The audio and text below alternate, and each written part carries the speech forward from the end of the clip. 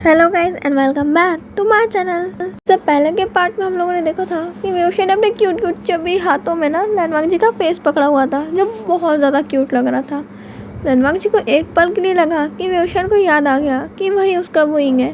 But वेवशन कहता है कि मैं एक डॉक्टर होने के नाते तुम्हें ये सलाह देता हूँ कि इतना रोना अच्छा नहीं होता, इससे हमारी आँखों की रोशनी कमज़ोर होती है और तुम्हारा ब्यूटीफुल सा फेस बिगड़ सकता है।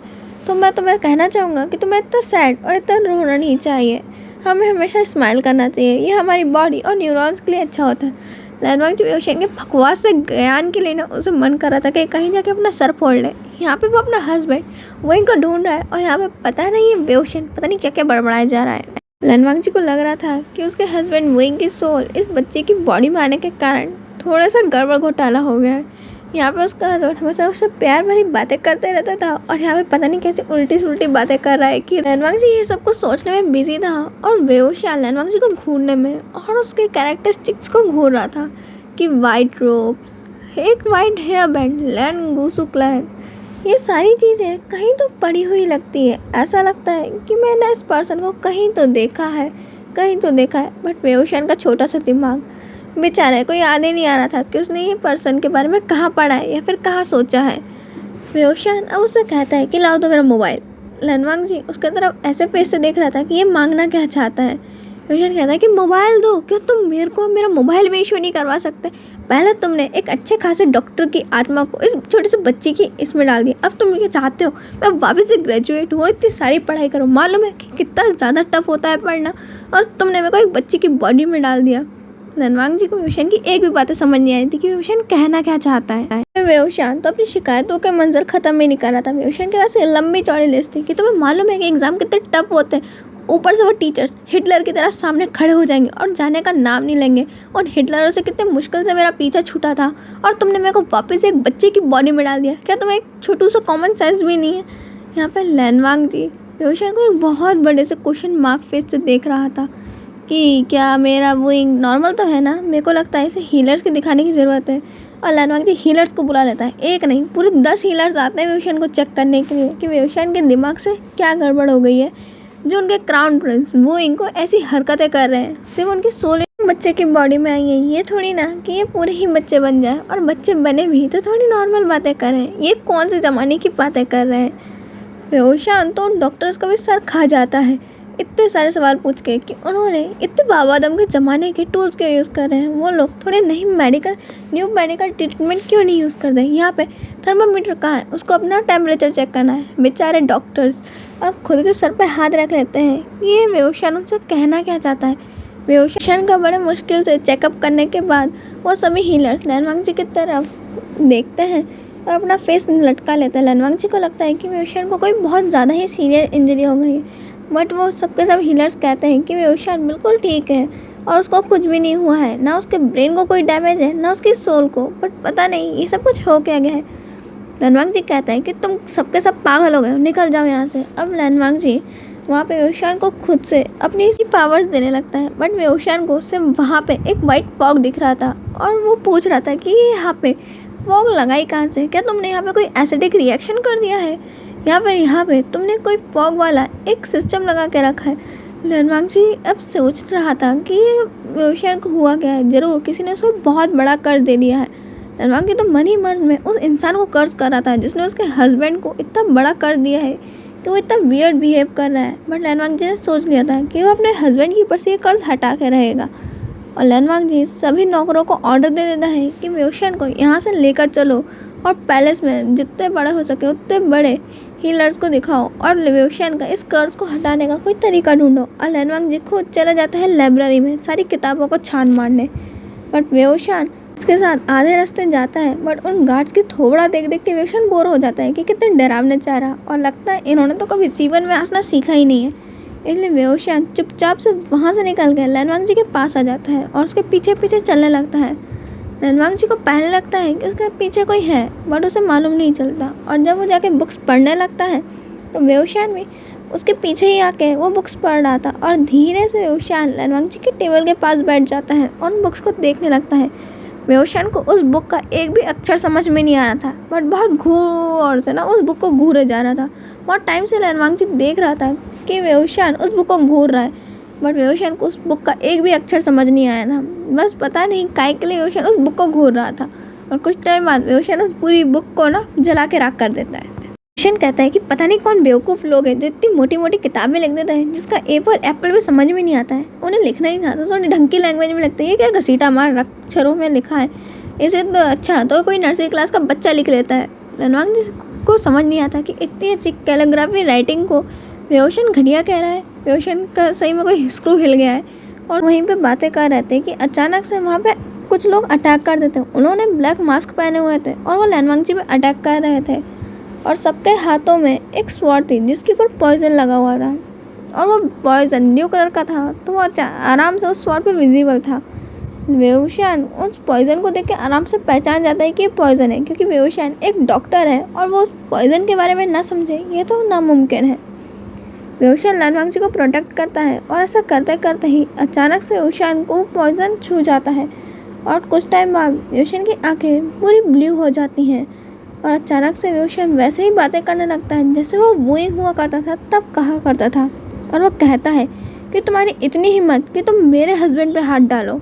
और वह ऐसा कहते हुए अपनी पावर्स को यूज़ करता है और वहाँ पे सभी इसको मार डालता है। और वेओशन अब लैनवांग जी की तरफ पलटता है अपनी नीली आंखों के साथ ही और लैनवांग जी के चिक्स पे हाथ रखता है और उसके चिक पे किस करता है और फॉरहेड पे भी, और कहता है कि तुम चिंता मत करो, मैं हमेशा तुम्हें प्रोटेक्ट करूँगा।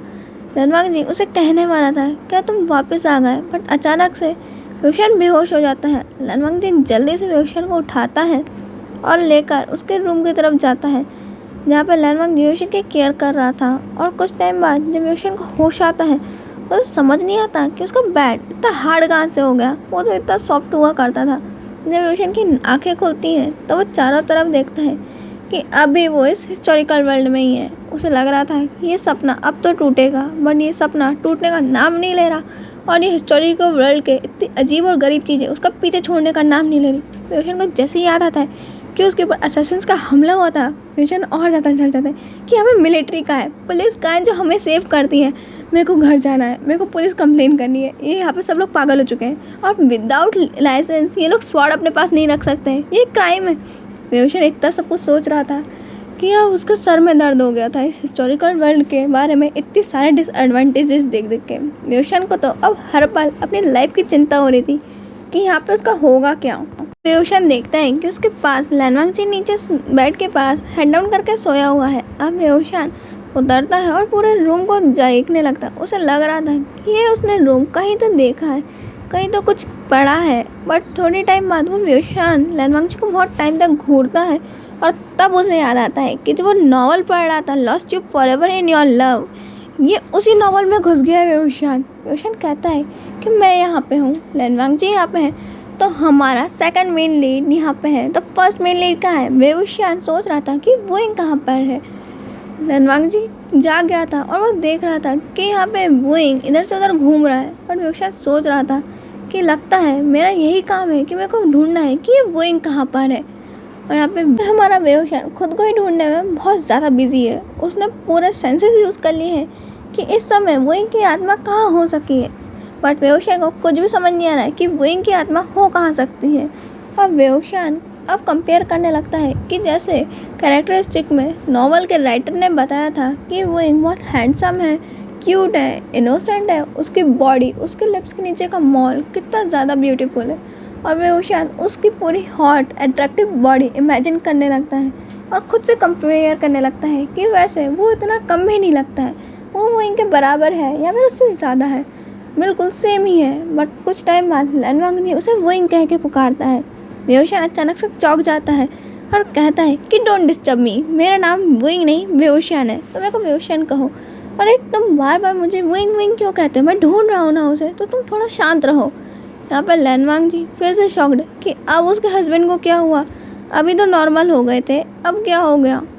शर्म घूम फिर के लैनवांग जी के पास आ जाता है और उसे नीचे झुकने को कहता है। लैनवांग जी अपने घुटनों में बैठता है और वेओशन अब उसका पूरा फेस को एग्जामिन करने लगता है। उसकी आँख, नाक और पूरे चिक्स को देखने के बाद वेओशन कहता है कि तुम हॉट भी हो, ब्यूटीफुल भी हो, क्यूट भी हो, आँखें भी बहुत प्यारी हैं और तुम्हारा फेस तो और भी ज़्यादा गॉर्जियस है।